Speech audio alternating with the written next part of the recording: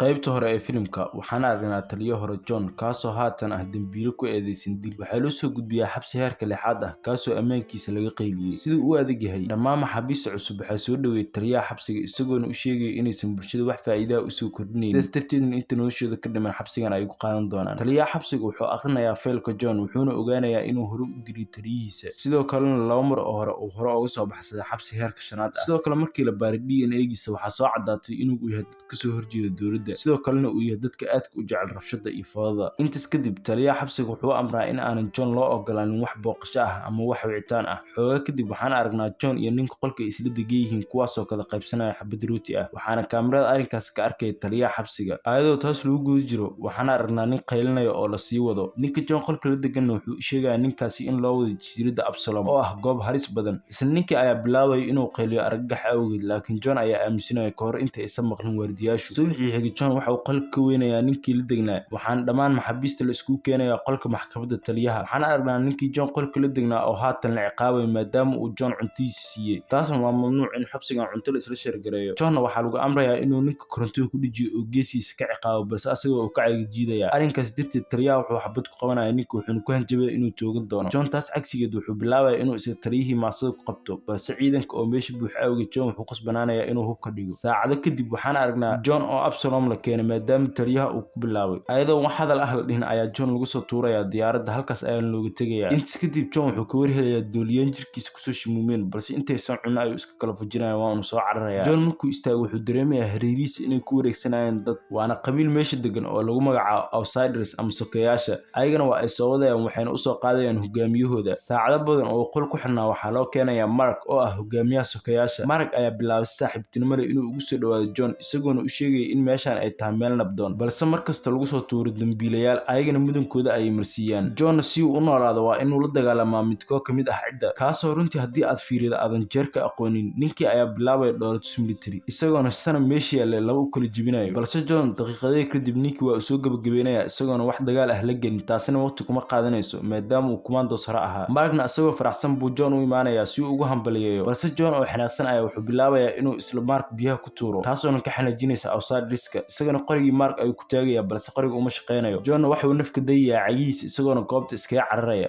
ayagana kama haraan waa ay soo bursanayeen siduu ugu dhuumanayay marna u dilayo ugu dambeyn lugta ayuu ka dhaawacmaya isagana siduu ugu wardayo ugu dambeyn waxa uu kusoo xirmaa buur qarkeeda balse sakayaasha ayaa buurta ka helaya ayagana waxay bilaabayaan inay dhaawacaan buurtana kasoo tuuraan balse Joe uu soo badbaadaya waxaana badbaadinayaan koox kale oo lagu magacaabo insiders ama shisheeyaasha kuwaasoo ah maxaabiis isla arrinkaas wuxuu gaarayaa taliyaha xabsiga John markuu soo kaco wuxuu la yaabayaa nabadda iyo kala dambeynta meesha ka jirta John wuxuu la kulmayaa hogaamiyaha kaasoo lagu magacaabo aabaha waa ninka meeshan u kala xiran tahay ee hogaamiye ciidan aabaha ayaa John wuxuu u sheegayaa inuu yahay qofkii ugu horeeyay ee kasoo badbaaday sakayaasha taasina nasiib ayuu ku leeyahay aabahan wuxuu kusoo dhaweynayaa shisheeyaasha dhexdooda balse John arrinkaas kuma socdo oo wuxuu doonayaa inuu meeshan iskaga baxsado sidoo kale wuxuu la kulmayaa Deiser oo ah ninka sameeya qoryaha laabay iyo mishiinada iyo sidoo kale Hawken oo ah nin tababaran oo taliye hore dagaal ahaa Deiser iyo Hawken waxay John usoo qaadayaan qaybta sare ee jasiiradda si uu tusaan khatarta ay leedahay in meeshan laga baxsado jasiiraddu waxay leedahay khataro dabiici ah kuwaasoo aan ahayn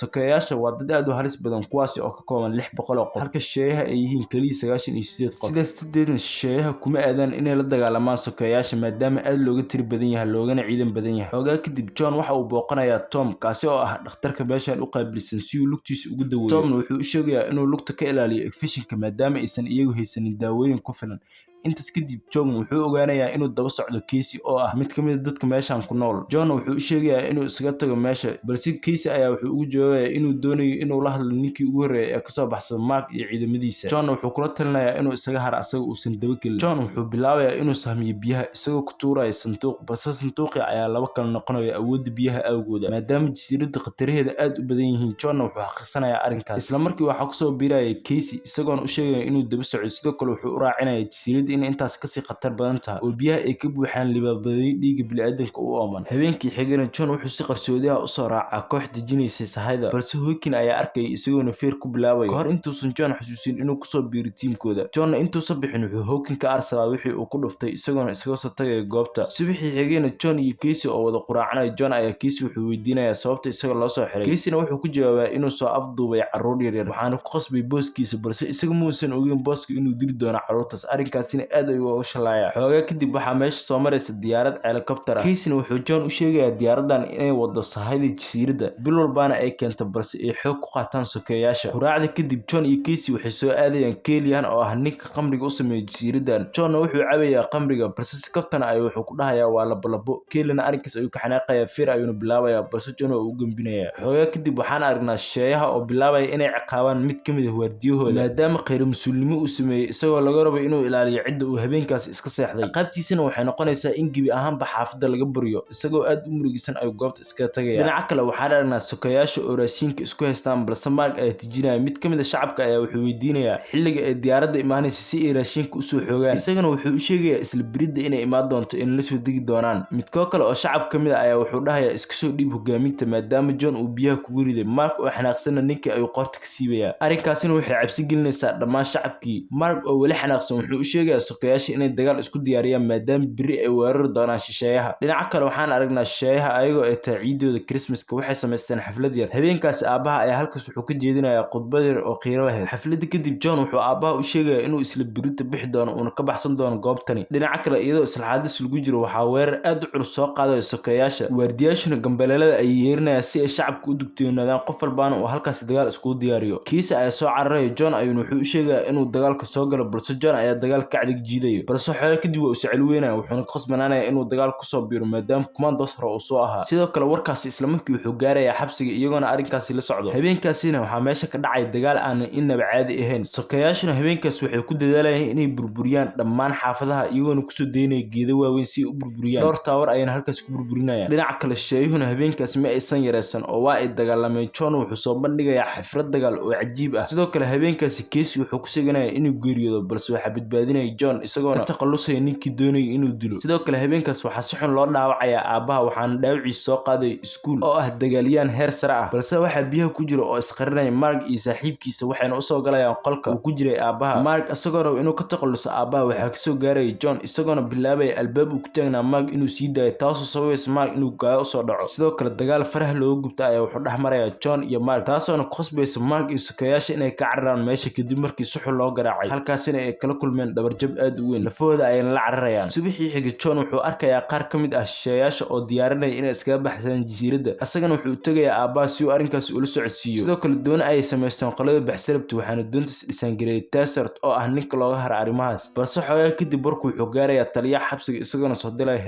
helicoptertiina waxay burburinaysaa doontii baddaale ee uu sameeyay Tassert. Sidoo kale John iyo aabaha iyo koox kale oo daawanaysa sida helicopterta diyaaradda u burburinaysa ayaa waxay bilaabaysaa inay soo wujunto balse ayagoo ay ka cararayaan buur hoosteeda ayayna gelayaan. Intaas kadib markay baxda diyaaradda aabaha wuxuu u sheegayaa tiimka inuu ku jiro qof u shaqeeya taliyaha oo jaajuus ah kaasoo wax walba xabsiga u gudbiyo. isla markiina John wuxuu booqanayaa Tassert kaasoo haddana sameeyay doon labaad si uu ugu baxsado balse matoorka doonta saarnaa wuxuu ahaa mid duuga waxaana ka dhibnaa qalabyo. John wuxuu diyaar u yahay inay doontan ku baxsadaan waa uuna soo baxaya wuxuuna u tagayaa aabaha isagoona u sheegaya in doonta matoorkeedu uu duq yahay balse qalabyada ay hayaan Mark wuxuuna John soo jeedinayaa inuu isaga aado Mark uuna ka soo qaato matoorkaas. aabahana arrinkaas waa uu ku raacaya sidoo kale waxaa ku karab siinaya Hawkins isagoo u diyaarinayo bambooyin iyo sidoo kalena siinayo map bambooyinkaasoo haddii ay dhibaato ku dhacdo isku difaaci doono. Sidoo kale Casey ayaa wuxuu isku dayayaa inuu saaxiibkiisa soo raaco balse John ayaa u diidaya isagoona u sheegaya halista inaysan labadooda wada qaadan karin hal qof ka mid ah inuu dhinto.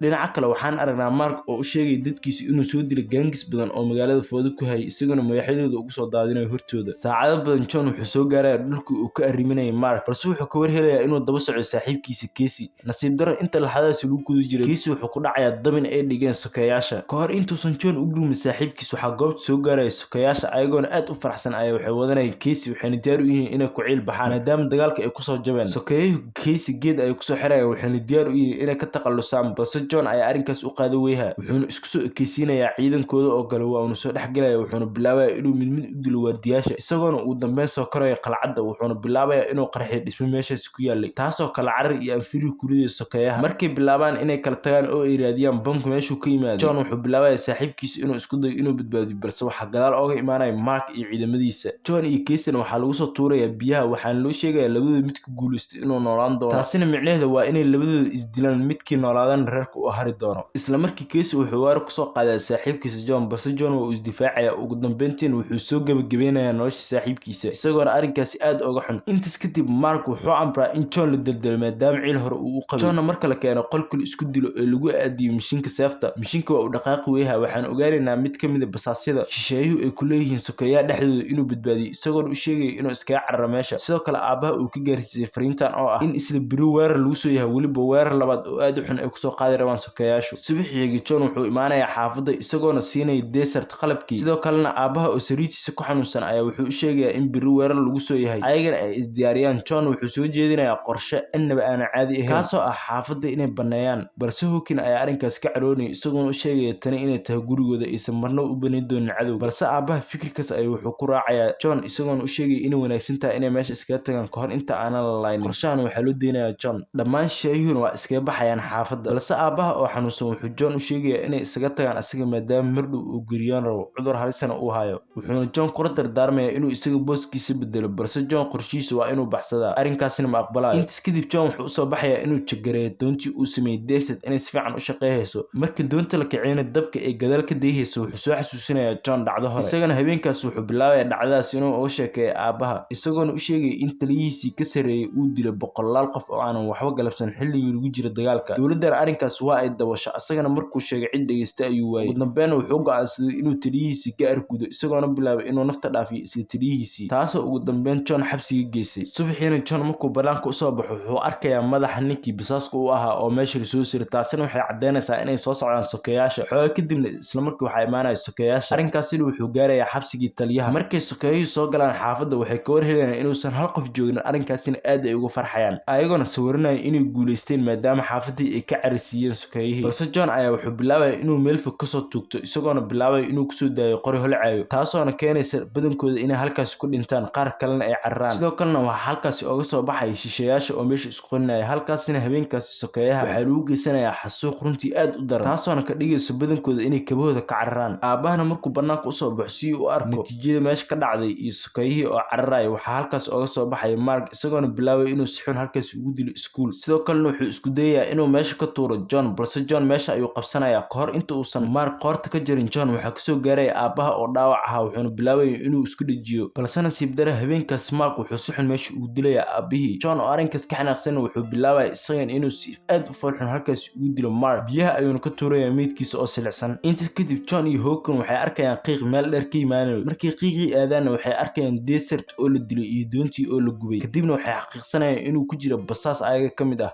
oo taliyaha warka u geeya. baaritaan kadibna waxay ogaanayaan basaaskaasi inuu yahay Tom. ayagana markay qabtaan Tom wuxuu u sheegayaa inuu taliyaha u ballan qaaday inuu sii doon doono hadduu u jaajuuso ayaga. xoogaa kadibna meesha waxaa imaanaysa helicopter taasoo oo saarnaa taliyaha si uu ogaato waxa meesha ka dhacay. ayagana waxay Tom ku qasbayaan inuu ka codsado taliyaha inuu diyaaradda soo dejiyo. markii diyaaradda soo degtana ayagana dhulka hoostiisa ay isku qarinayaan, ayagoona diyaaradda dhulka hoostiisa ooga soo baxay waxayna qabsanayaan diyaaraddii. halkaasina waxay oga tagayaan taliyaha iyo Tom. ayagana waa loo burburin, waxaa cad inay casho u noqon doonaan sokeeyaasha oo aad u careysan. markaas ayuu filimku dhamaanaya. looyin saaxiib inaa muuqaalka like saarto, sidoo kale channelkana subscribe dhahto. muuqaal kuwan ka xiiso badan ayaan soo wadaa.